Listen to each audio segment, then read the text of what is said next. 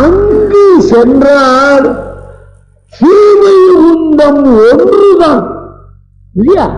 அதைத்தான் அனுபவிக்கலாம். இங்கோ பல திவ்ய தேசங்களை அனுபவிக்கலாமே.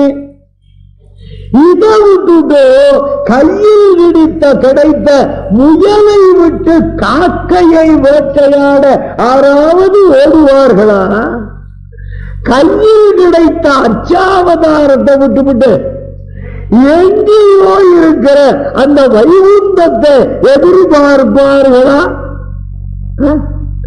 சொல்லும். அதுக்கு ஆழ்வார் சொல்றார், இருள் தருவாஞாலத்து பிறவியான் வேண்டேன். இந்த இருளை தருகிற லீலாவிபூதியிலே சம்சாரத்திலே இனி எனக்கு பிறவி வேண்டாம் அப்படிங்கிறார்.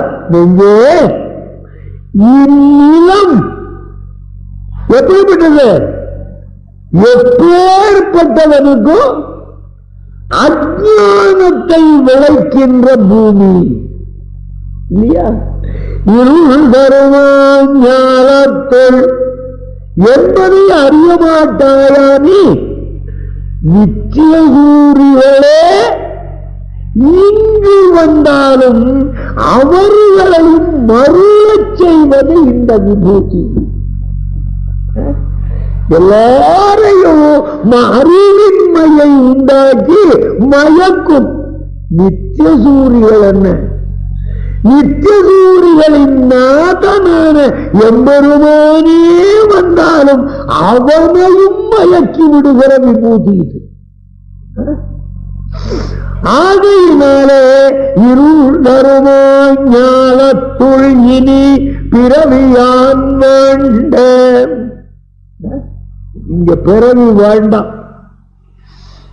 இனி இருக்க யான் வேண்டேன் என்று சொல்ல வேண்டும் இடத்திலே என்ன சொல்றார்? இனி பிறவி யான் வேண்டேன். இனி இருக்க நான் விரும்பவில்லைன்னு சொல்லணும். இனி பிறக்க நான் விரும்பவில்லை என்று சொல்லுவாரே. அதுல என்ன ஒரு மர்மம் இருக்குன்னா, கிருதாதிபுராராஜன் கலௌ இச்சந்தி சம்பவம் என்று ஸ்ரீபாகவதத்திலே கூறினார். அதாவது என்னன்னா, எம்பெருமான் என்ன நினைக்கிறானா, நாம் பிறந்தால் கலியுகத்திலே பிறக்க வேணும். ஒரு ஆத்துல 2 இட்லி சட்னி அவ்வளவுதான். இன்னொரு ஆத்துல அல்வா 2 இட்லி ஒரு ஊத்தப்போ சட்னி சாம்பார். இன்னொரு வீட்டுல நல்ல புளியோதரை தத்தியோகம் சக்கரை பொங்கல் அரவணை அக்கார பிடிச்சல் தேர்வுகள். எங்க போகுங்க? நீங்க சாப்பிட கூட்டா இந்த 3 இடத்துல எந்த இடத்திற்கு நீர் நீங்கள் போவீர்கள்? அங்கதானே இந்த கலியுகத்தில் இருக்கிறவர்கள் தான் நிழலில் அருமையை அறிவார்களானபடியினாலே அந்த பரமபதத்திலே பல பேரை கொண்டு சேர்ப்பதற்கு சரியான யுகம் கலியுகம்தான் என்று இதை எம்பெருமான் விரும்புகிறான். கிருதம் கிரேதா இதெல்லாம் அவன் புண்ணியம் பண்ணி தபஸ் பண்ணி யாக யஜ்ஞாதிகளை பண்ணி அவன்கிட்ட ஒரு சொத்தை சேர்த்து வச்சுட்டு இருக்கான். ஆனா கலியுகத்தில எம்பெருமான தவிர வேற எதுவுமே தெரியாது. புண்ணியம் தெரியாது, நல்ல காரியம் தெரியாது, தான தர்மம் தெரியாது, ஒன்னும் தெரியாது. அப்ப ஆனா எம்பெருமான் தன்னுடைய உடைமையை விடுவானா?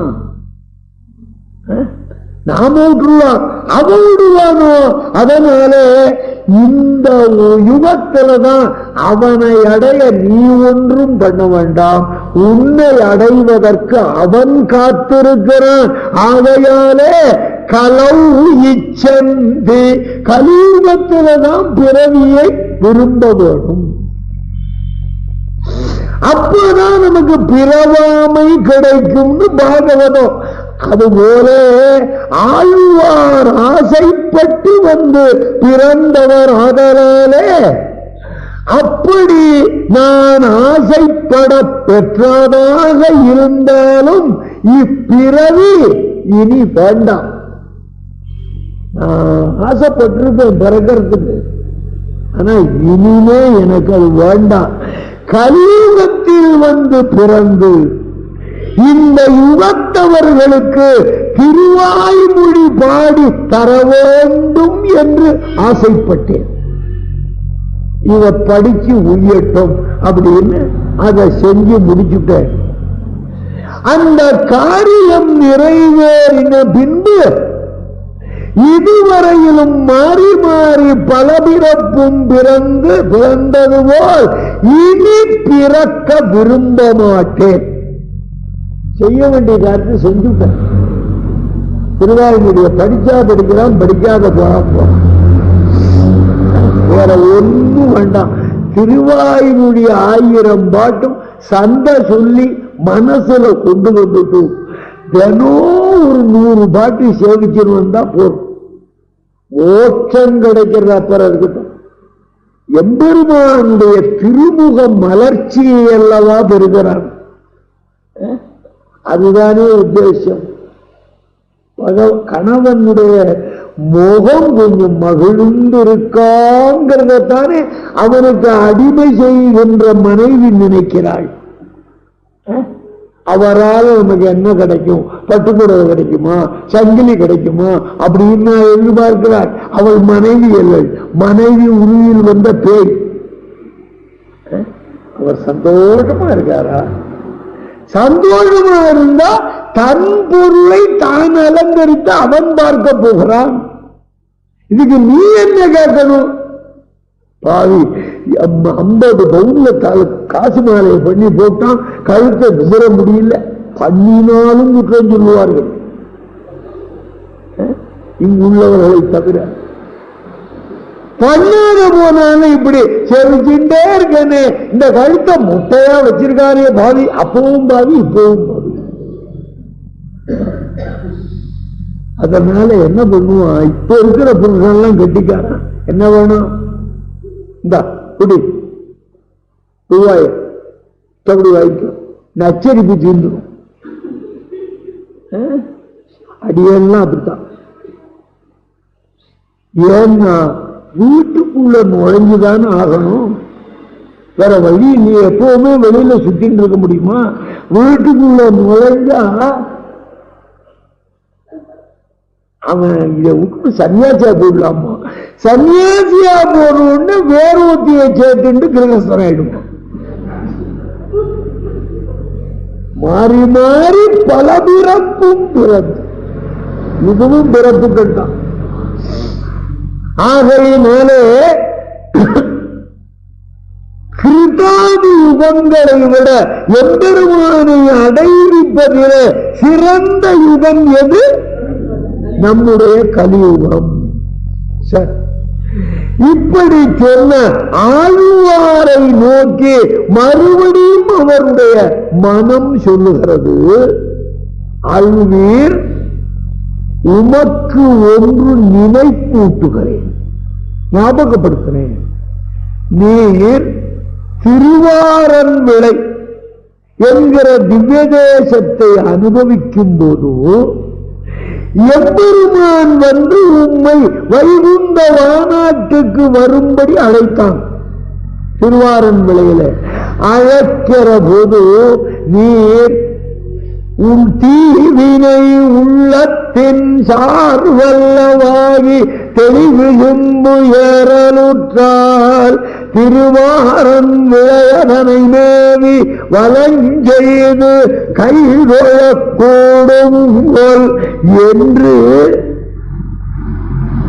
சிந்தித்து அதை சொல்லி அப்ப பரமபதம் வர்றதுக்கு மறுத்தி, பெருமாளே நீர் இப்ப வைகுண்டத்துக்கு கூட்டிட்டு போயிடுறீன்னு வச்சுப்போம், வந்துருவேன்.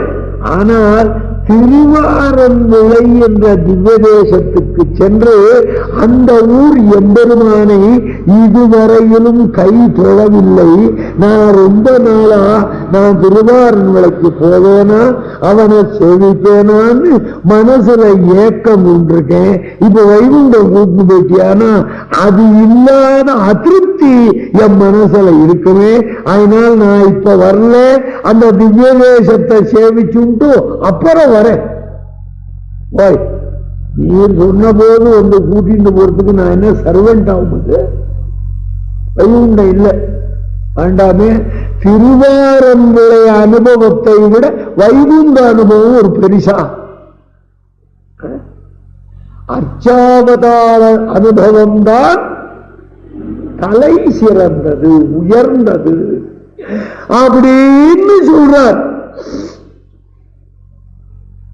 இது பரமபதத்திற்கு போகும் வழி. பெருமாள் சொன்னார் இது பரமபதத்துக்கு போகும் வழி, இது திருவாரன்விளை என்ற திவ்யதேசத்துக்கு போகும் வழி. எந்த வழியில் போக விரும்புகிறீர்னு எம்பெருமான் காட்டான். உடனே திருவாரன்விளைக்க என் நெஞ்சு செல்வம், என் நெஞ்சு எங்க போக விரும்புறது? திருவாரன்விளை மலையாள திவ்யதேசத்துல ஒண்ணும் அதற்கே போக விரும்பும்னு சொன்னீர். அப்படி இருக்க அதற்கு மாறாக இப்ப வைகுண்டம் போகணும்னு விரைகிறீரே, இது நியாயமான மனம் கேட்டுதான். இருள் தருவாய் ஞானத்துள் இனி பிறவியான் வேண்ட என்றல்லவா கூறினார். அப்படின்னு காட்டோன்னு ஆழ்வார் சொல்றார், அப்படி நாம் நினைத்திருந்தது உண்மைதான், இல்லை என்று மறுக்கவில்லை. ஆனால் இந்த அஞ்ஞானத்தை மேலும் மேலும் விளைவிக்கின்ற இதனுடைய இந்த பிரகிருத்தியினுடைய தன்மையை அறிய அறிய எனக்கு அந்த நினைவு மாறிவிட்டது. அதனால அப்போ வைகுண்டத்துக்கு போகணும் விரும்பினேன். திருவாரன்விளை இருக்குங்கிறது அப்ப தெரியல. இந்த பெருமாளை சேவிச்சப்பறம் அந்த வைகுண்டநாதன் எனக்கு தேவையில்லை. அதுக்கு சொல்றார், அப்போது அப்படி நினைத்திருந்து இப்போது சம்சாரத்திலிருந்து விடுபட வேண்டும் என்று வேகமாக சொல்லுகிறீரே, காரணம் என்னன்னு மனசு கேட்டுதான் ஸ்ரீவைஷ்ணவர்களோடு சேர்ந்து வாழ்வதற்கு உடலாக இருக்கின்ற தன்மையாலும் உகந்தருளின திவ்ய தேசங்களிலே உண்டான அன்பினாலும், ஆக இங்கே இருந்தால் அங்கே இருந்தால் அவனுடைய ஆட்சி எல்லைக்குள்ளே கிடக்க வேண்டும். அவ்வளவுதான். வைகுண்டத்தில் இருந்தாலும் இங்கே இருந்தாலும் ஆறு ஆட்சி? உபய விபூதி நாதன் அல்லவா, அவன் தான் ரெண்டு விபூதிகளையும் ஆழ்கின்றார். மிச்ச தேவர்கள் அல்ல, அவருடைய பிரதிநிதிகளாக கப்பப்பனும் வசூலித்து கஜானாவுக்கு அனுப்புற மாதிரி அந்த தேவதைகள் தங்களை வணங்குகிற வணக்கங்களாகிற செல்வத்தை சர்வேஸ்வரனிடத்திலே செலுத்துவதற்காக அவனால் நியமிக்கப்பட்ட வேலையாட்கள். அதில் ஐயப்பாடு வேண்டாம். இந்திரன், வருணன், அக்னி இவெல்லாம் சுதந்திரர்கள் இல்லையா?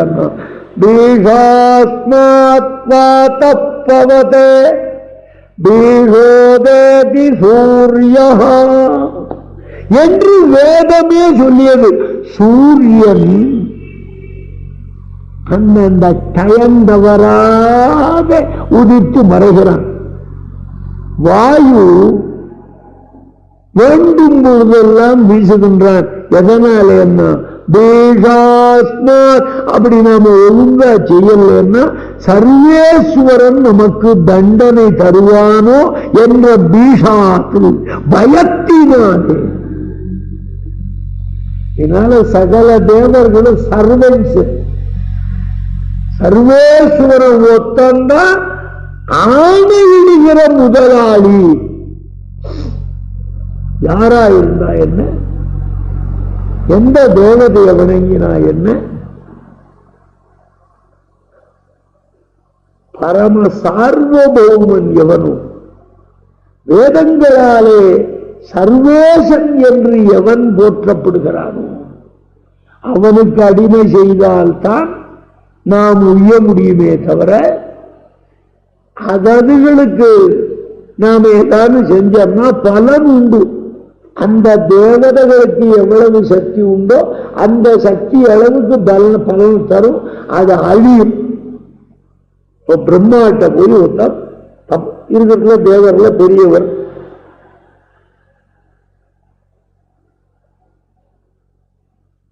உலகத்துல எவ்வளவு பேங்க் இருக்கோ அவ்வளவு பேங்குகள்லையும் ஒவ்வொரு பேங்குக்கு 1 கோடி ரூபாய் என் பேர்ல எழுதும்.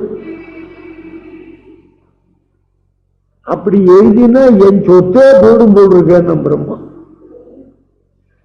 போனாலும் சரி அதை கொடுத்துருவோம். ஆனா அந்த பிரம்மாவினுடைய ஆட்சி எவ்வளவு நாள் இருக்கிறதோ அவ்வளவு நாள் தான் அது இவனுக்கு செல்லுபடியாகுமே தவிர பிரம்மாவும் அழிஞ்சுடுறான். வரம் கொடுத்த பிரம்மாவும் அழிஞ்சுடுறான். வரம் வாங்கின இவனும் அழிஞ்சுடுறான். வரமாக பெற்ற ஐஸ்வர்யமும் அழிந்து விடுகிறது. வரம் கொடுக்கிறவன் சர்வேஸ்வரன், வரம் வாங்குகிறவன் அழியாத ஜீவாத்மா. கொடுக்கப்படுகிற மோட்ச பலனும் அழியாது. எவன் உயர்ந்தவன்? ஏதோ திருமண் போட்டுன்றதுனால இவர் சப்போர்ட் பண்ணி பேசுறார் அப்படின்னு நீங்க நினைக்காதுங்க. சத்தியம் எதுவோ, வேதம் சொன்ன உண்மை எதுவோ அதத்தான் அடியேன்னு சொல்றேன். சில பேர் கசப்பா இருக்கலாம். இவர் சிவனை திட்டார். எனக்கு என்ன அவன் தாயாதியாகும்? எனக்கு தாயாதியே கிடையாது. உலகத்திலேயே நான் ஒருத்தன்தான். ஆனா போற ஊர்ல எல்லாம் 4 பேர் தாயாதியா வரான். தாயாதின்னு என்ன அர்த்தம் தெரியுமா? தாயம் விரோதி, விரோதம். அதை ஆதி மூலதனமாக கொண்டு தொழில் நடத்துகிறவனுக்கு தாயாதின்னு பேரு. பங்காளி தாயாதி. யார நம்பினாலும் இவனுகளை நம்பக்கூடாது. தாயாதி காய்ச்சல்னே பேரு. புரியுதா? செத்து போட்டா வச்சுக்கோங்க, ஐயோ போயிட்டானே, நமக்கு கொடுக்க வேண்டியதை கொடுக்காத போயிட்டானே. இருந்தான்னு வச்சுக்கோங்க, ஒருத்தனுக்கும் ஒன்றும் கொடுக்கல, இருந்து என்ன பிரயோஜனம்? இவன் தான் பங்காளி. இவங்களால நஷ்டமே தவிர லாபம் இல்லை. ஒன்னும் வேண்டாம் ஐயா. ஒருத்தன் பிழைக்கிறான், அவன் கஷ்டப்பட்டு முயற்சி பண்ணி பிழைக்கிறான்னா அதை பார்த்து அண்ணனா பிறந்தும் ஊரு பூரா தூட்டான். எனக்கே சொல்லு, உள்ள அடியனுக்கு பயமே கிடையாது. உள்ளதான் சொல்றேன். என்ன பயம்? இவன் போல் எல்லாரையும் ஈர்க்கும்படி இனிமையாக சொல்ல வல்லமை நமக்கு இல்லையே என்பவனே. அந்த வல்லமையை தர வேண்டும்னு பிரார்த்தித்தாலாவது நன்மை விளையும். அடியேனை சொல்லுவதாலே என்ன நன்மை? போதனை பண்ணி பாருங்க. ஆக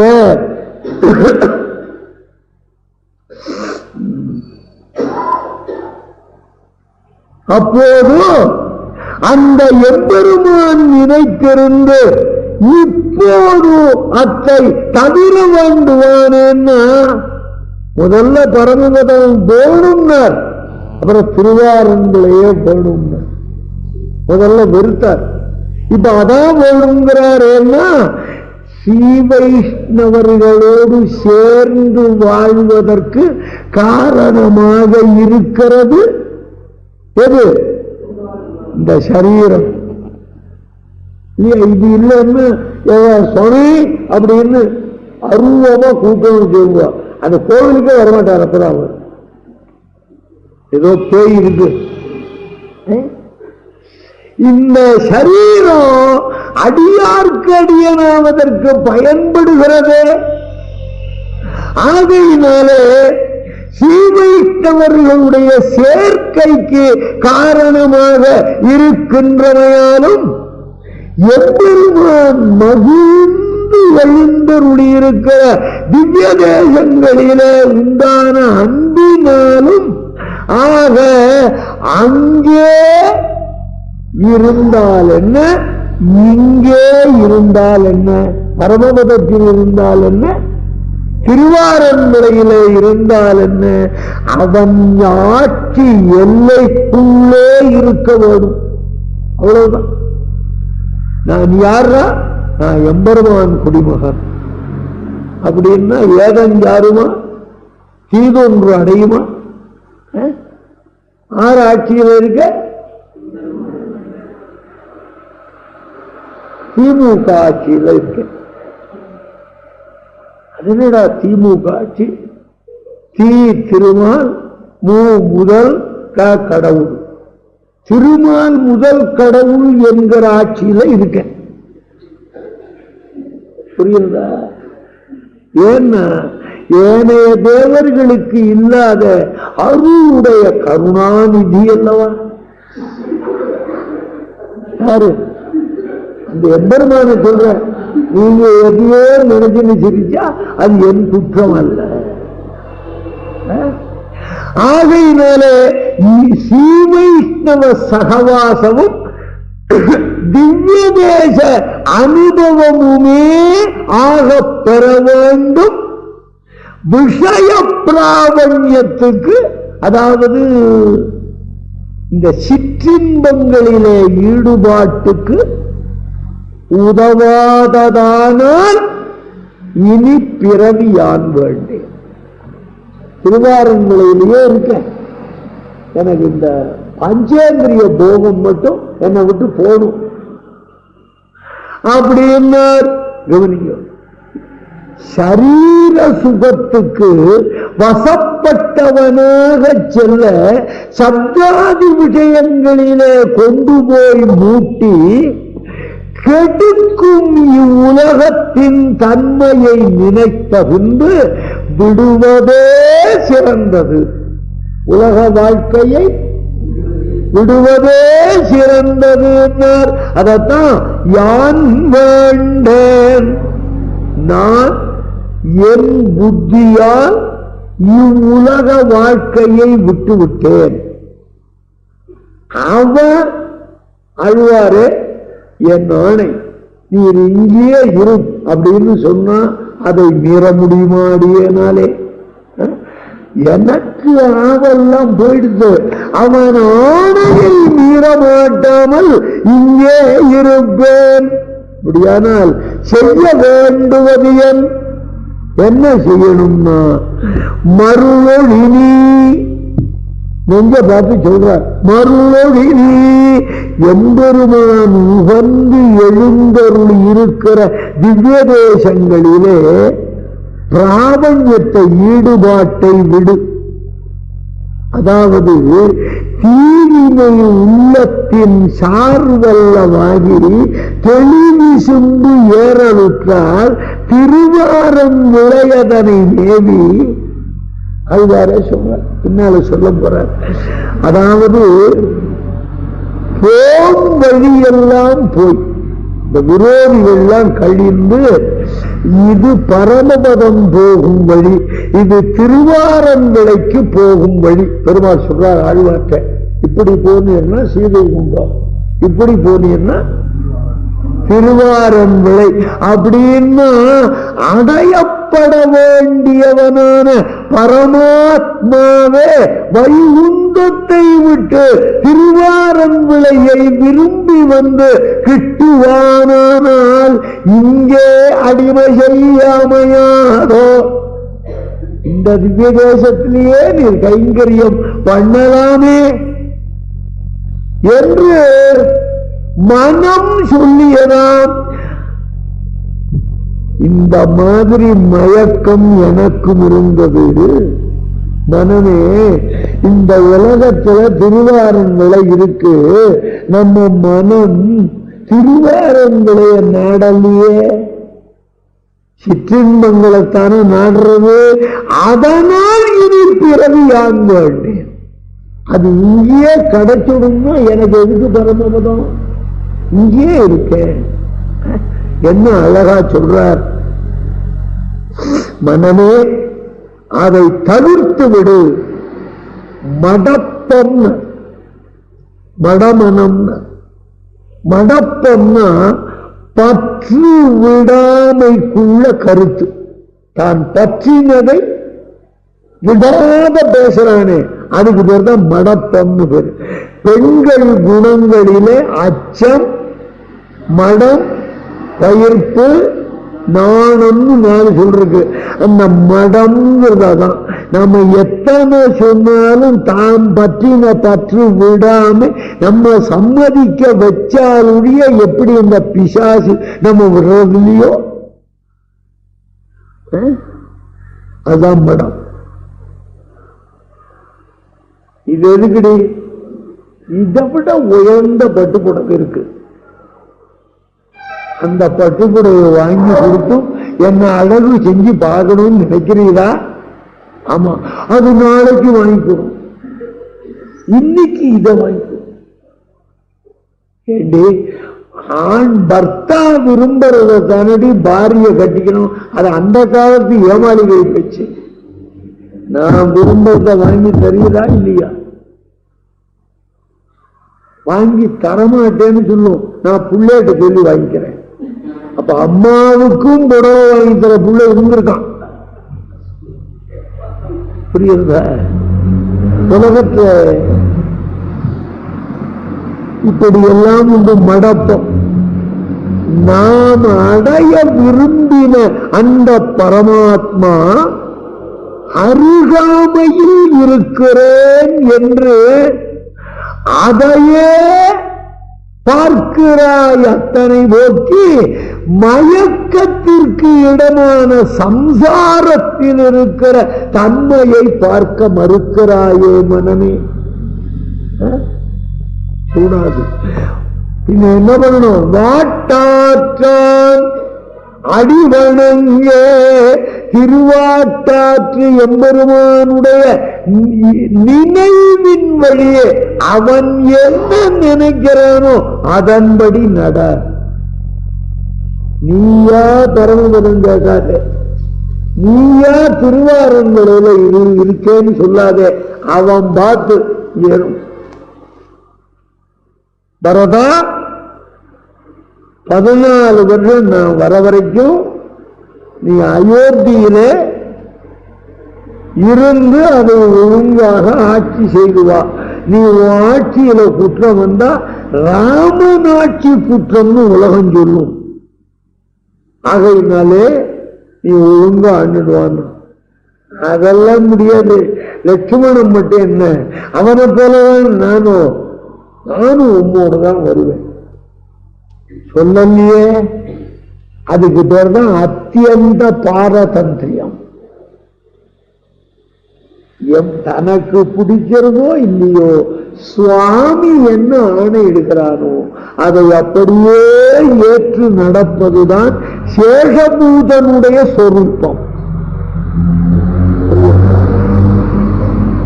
நீ ஒரு சாமரம் சொன்னா இல்ல நான் வேலை பண்றேன்னா உன் விருப்பின்படி பண்ணுகிற கைங்கரியம் பிரயோஜனம் அல்ல.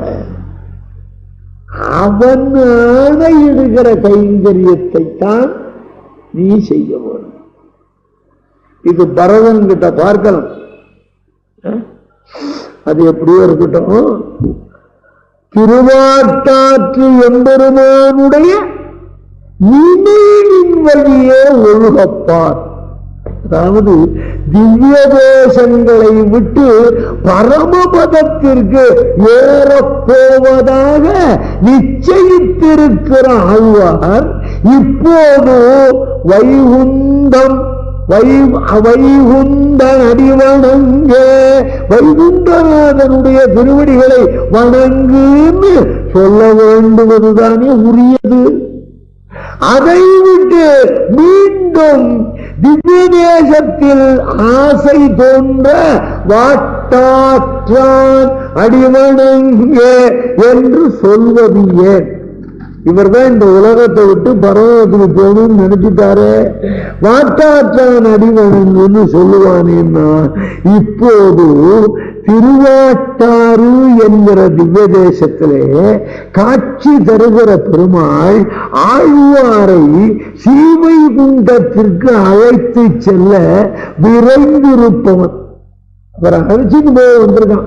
ஆழ்வார் வைகுண்டம் போகிறார். பாவம் முன்ன பின்ன போனதில்லை, நம்ம துணையா போவோம். எப்படியெல்லாம் இறங்கலாம் பாருங்க. ததோ பகவதா ஸ்வயமேவாத்ம சஞ்சீவனேன சஸ்மிதமாஹூய நிரதிசய க்லேஷாபகம் நிரதிசய சுகாவகம் ஆத்மீயம் ஸ்ரீமத் பாதாரவிந்தயுகலம் சிரசி கிருதம் தியாத்வா அமிர்தசாகராந்தர்நிமக்ன சர்வாவயவஹ சுகமாசீதா கதாஹம் பகவத் பாதாம்புஜத்வயம் பரிசரிஷ்யாமி இதியாசாம் வர்தயித்வா என்று வைகுண்ட கத்தியத்திலே எம்பெருமானார் காட்டி அருளினார் அல்லவா? அதுபோல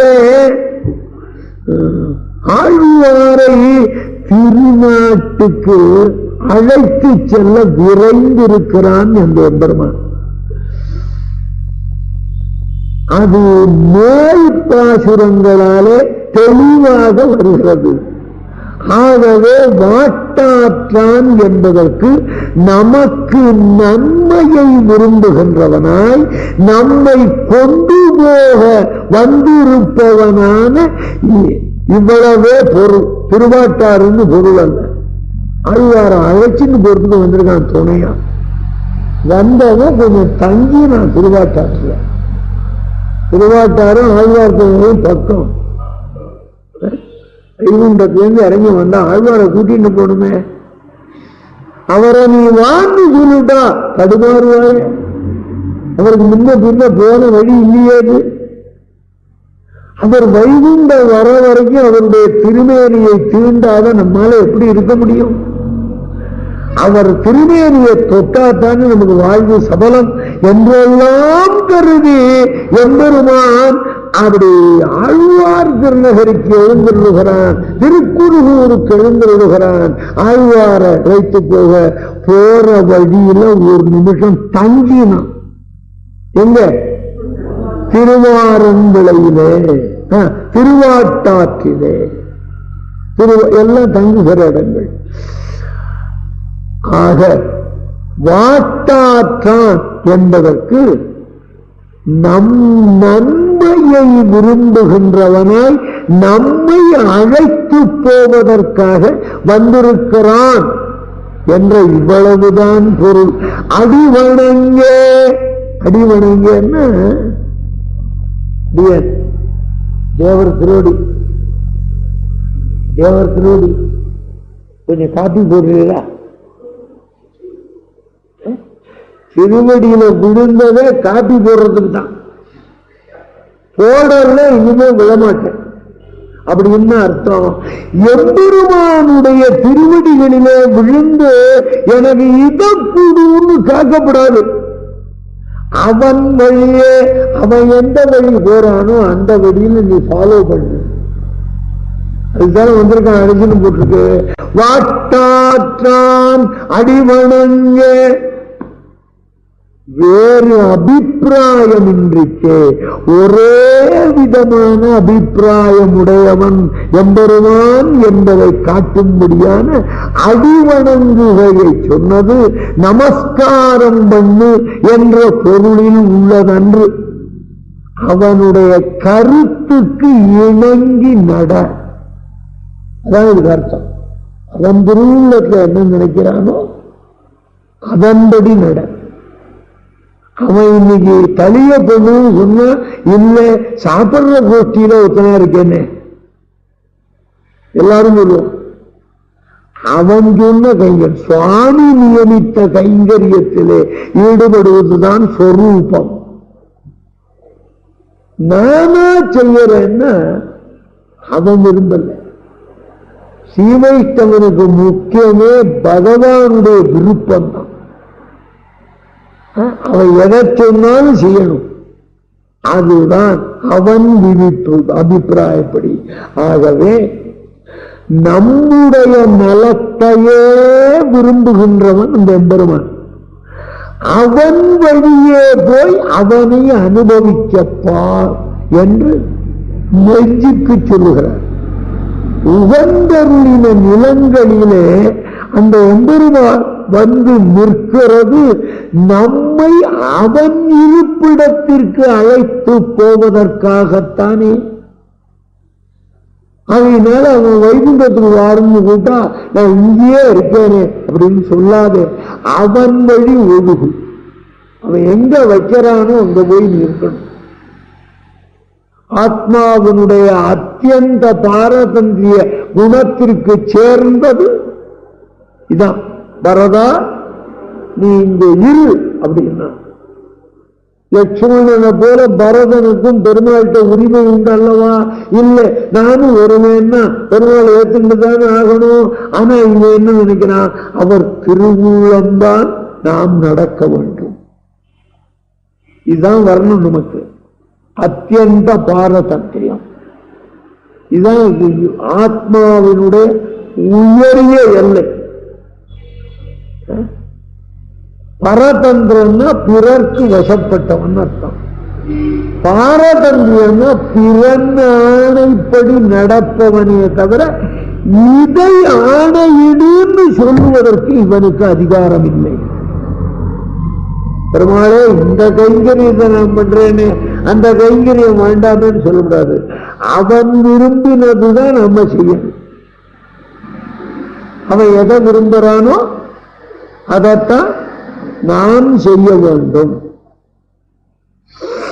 அடிவணங்குதலாவது என்னன்னா அவன் ஒரு நினைவு நாம் ஒரு நினைவு செய்யலாகாது. அவன் நினைவே நம் நினைவு.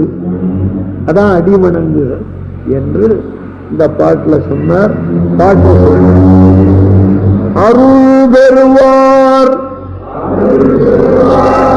அடியார் தம் அடியனேற்கு ஆழியான் அருள் தருவான் அமைகின்றான் அது நமது விதிவகையே. இருள் தருவான் ஞாலத்துள் இனி பிறவி யான் வேண்டேன் மருள் ஒழினி மடனெஞ்சே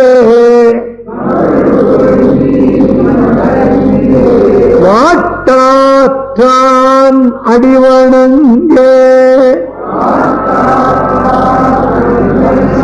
வாட்டாற்றான் அடிவணங்கே மாஞாலத்து பிறப்பறுப்பான் கேட்டாய மடனெங்கே. கேசவன் எம்பெருமானை பாட்டாய பலமாடி பழவினைகள் பற்றறுத்து நாட்டாரோடு இயல்பு ஒழிந்து நாரணனை நன்னினமே என்பது இரண்டாம் பாட்டு. அஞ்ஞானத்தை மேலும் மேலும் வளர்க்கின்ற இந்த சம்சாரத்திலே பிறவி தொடர்பை தொலைப்பதற்காக திருவாட்டாற்று எம்பெருமானுடைய திருவடிகளை வணங்கி கேசவனான எம்பெருமானை பாட்டானவை எல்லாம் பாடி அவித்யை கர்மம் முதலான அனாதியான தொல்லைகளை எல்லாம் அறுத்து உலகத்து மக்களோடு சகவாசத்தையும் தவிர்த்து ஸ்ரீமன் நாராயணனை கிட்டப் பெற்றோம். நெஞ்சே, நாம் பெற்ற பேற்றின் கனத்தை பார்த்தாயா? இது பாசுரத்துக்கு அர்த்தம். இந்த இரண்டாம் பாட்டும் ஆழ்வார் தம் நெஞ்சோடே சொல்லுகிற பாட்டு, தம் மனசுக்கு சொல்றார். ஆழியான் அருள் தருவான் அமைகின்றான். சுதர்சன சக்கரதாரியான எம்பெருமான் நமக்கு அருள் செய்வதற்காக தயாராக இருக்கிறான் அப்படின்னு சொன்னாரா? இப்ப எம்பெருமான் அருள் செய்ததற்கு செய்வதாக சொல்வதற்கு இங்கு விஷயம் இல்லையே. என்ன விஷயம்னா, கவனிங்கோ, பொய்நின்ற ஞானமும் பொல்லா ஒழுக்கும் அழுக்குடம்பும் இன்னின்ற நீர்மை இனி யாமுறாமை. ஆழ்வார் பாசுரம் தொடங்க ஆரம்பிக்கிற போது திருவருத்தம் தான் முதல் பிரபந்தம். அதுல முதல் பாட்டில பொய்நின்ற ஞானமும் பொல்லா ஒழுக்கும் அழுக்கு உடம்பும் இன்னின்ற நீர்மை இனி யாம் உறாமை. இனிமேல் இந்த சம்சாரத்தில் அடியோனுக்கு சரீர சம்பந்தம் கூடாது என்று அடி தொடங்கியே பிரார்த்தித்தார். பாட்டு பாட தொடங்கிச்சே இந்த உடற்பிறவி வேண்டாம்னு தான் ஆரம்பிச்சார். இவர் யாரு? சுவாமி நம்மாழ்வார். பல தடவை நிர்பந்தப்படுத்தி கேட்டதற்கு பலன் பெற்றால் அது அருள் பெற்றதாக ஆகும் அல்லவா என்று நெஞ்சு கேட்க அதற்கு விடை இருக்கிறார் இந்த பாட்டிலே ஆழ்வார். அறிவிலியான நெஞ்சே, நாம் விரும்பியது எவ்வளவு, நாம் அவனிடம் பெற்றது எவ்வளவு என்று ஆராய மாட்டிற்றில்லையோ? நமக்கு விரும்பத்தான் தெரியுமா? அல்ப சொல்பமா பெருமாளே ஒரு 2 கோடி ரூபா கூட, இதுக்கு எவன் வீட்டுல ராத்திரி நுழைஞ்சாலே பெருமை. வீட்டுல 2 கோடி வச்சிருப்பான், வெளியிலையும் சொல்ல மாட்டான். இது கணக்கில் வராது, சொல்ல வேண்டும் இல்லையா? அப்படின்னு விட்டுருவான். அறிவிலியான நெஞ்சே, நாம் விரும்பியது சொல்பம், பெற்றது அவனால் பெற்றது மோட்சம். எவ்வளவு பெற்றிருக்கிறோம், இப்போது எவ்வளவு பெற்றோமோ அவ்வளவு முன்பு நாம் விரும்பி இருந்தோம்னா யோசித்துப்பார் மனமே. நாம விரும்பல மோட்சத்தை, அவனா கொடுத்தான். பொய்நின்ற ஞானம் போக வேண்டும், பொல்லா ஒழுக்கு ஒழிய வேண்டும், அழுக்குடம்பு தொலைய வேண்டும் என்று இவ்வளவையே நாம் யாசித்தோமே யாசித்தோம். அதாவது விரோதிகள் அழிய வேண்டும் என்று இவ்வளவு மட்டுமே அல்லவா நாம் வேண்டினது. நாம் பெற்றது எவ்வளவு? யோசனை பண்ணிப்பார்.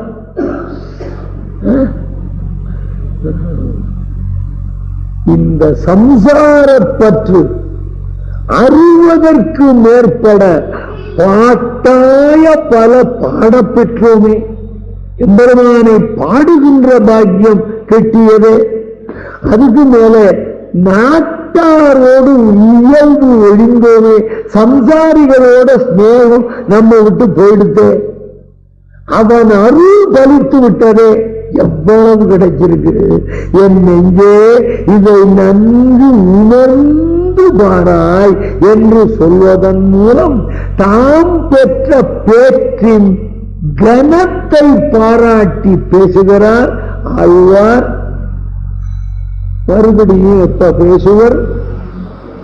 நாளை காலையில் மணி 7:47 ஆகையினாலே நாளை வந்து மேற்கொண்டு அனுபவிப்போம் என்று கூறி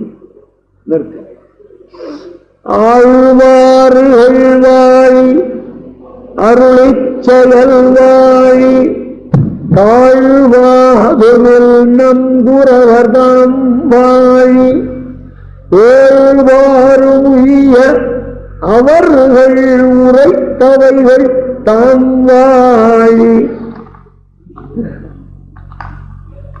என்று திருப்பல்லாண்டு பாடினாரே.